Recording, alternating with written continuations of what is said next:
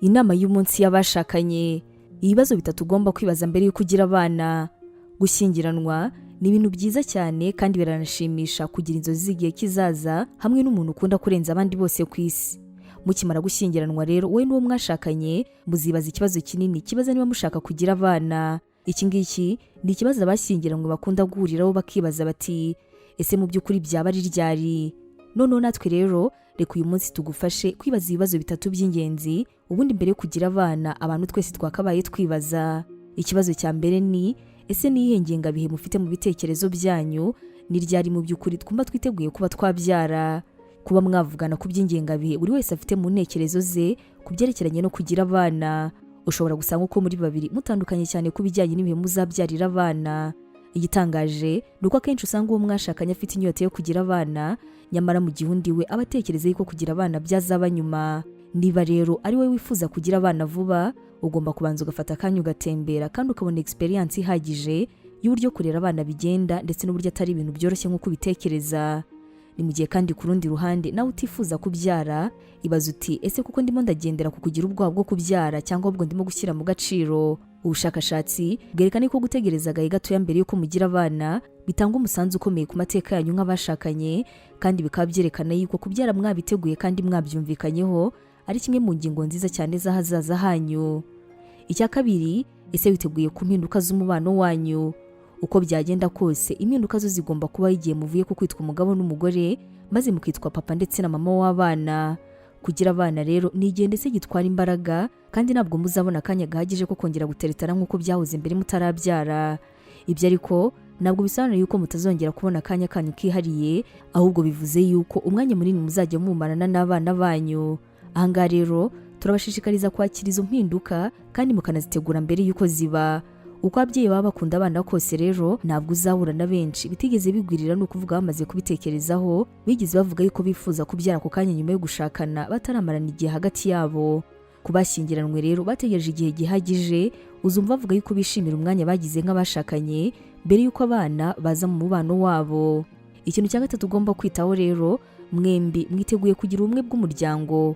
Kugira umuryango ufite ubuzima kandi ufite ubumwe bisaba yuko abantu babiri bashora umutima wabo muri bino bintu kandi bakifuza gushyira amarangamutima yuzuye mu mubano wabo ndetse no mu buzima bwabo. Ibi ngibi rero bikaba bisaba kuba muri hamwe. Iyo umwe muri mwe ashidikanya kugira umuryango, iki ngiki ni igihe cyo kugabanya umuvuduko kuri wowe wifuza gutangiza umuryango. Niba rero uwashatse wifuza kugira abana, wihatiriza uwo mwashakanye.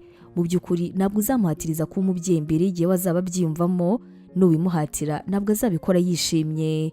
Hagati yanyu byanze bikunze muzamenya igihe nyacyo cyo kubyara niba kigeze. Nimukomeze kujya mugirana ibiganiro ndetse mufungukirane mu bwizanye ukuri ku byo buri wese ashaka mbere y'uko mutangiza umuryango. Muzamenya yuko rero igihe cya nyacyo kigeze cyo kugira abana. Ikintu cyangombwa ni uko mwubahana kandi buri wese akubaha ibyifuzo bya mugenzi we. Kugira kwihangana mugakomeza gukundana nubwo haba hari ibyo mutumvikanyeho, ibi ngibi bizatuma mugira igihe cyiza cyane cyo gutangira umuryango. Ni na byiza rero kubyereka uwo mwashakanye akamenya yuko igihe kigeze kuri wowe ndetse niba witeguye yuko mugira n'abana. Ese ni ryari wowe n'uwo mwashakanye mwafashe icyemezo cyo kugira abana? Ese mwaba mwaragize kutabyumvikanaho mbere yabyo? Ni gute mwabikemuye? Turaza kwishimira kukumva mu gice cy'ibitekerezo. Ubu butumwa mwabuteguriwe kandi mwabugezwagaho na Nibintije Evangelical Ministries International, ariyo magambo ahinnye izwi nka Nemi.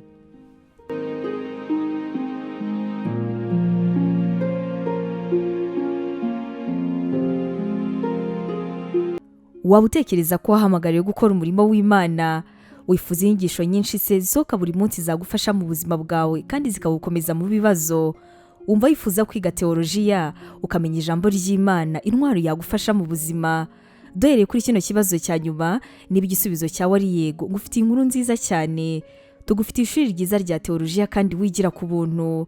Mu ishuri ryacu harimo porogaramu zitandukanye zirimo nka pastoral studies. Ubu ngubu akaba ari uburyo wakwiga kuba umuvugabutumwa mwiza cyane. Tugufitiye kandi biblical studies, iguha amasomo atandukanye ajyanye na Bibiliya. Uzanasanga kandi Christian counseling, zikaba ari inama za Gikristo zizagufasha mu buzima bwawe kandi zigagukomereza umutima.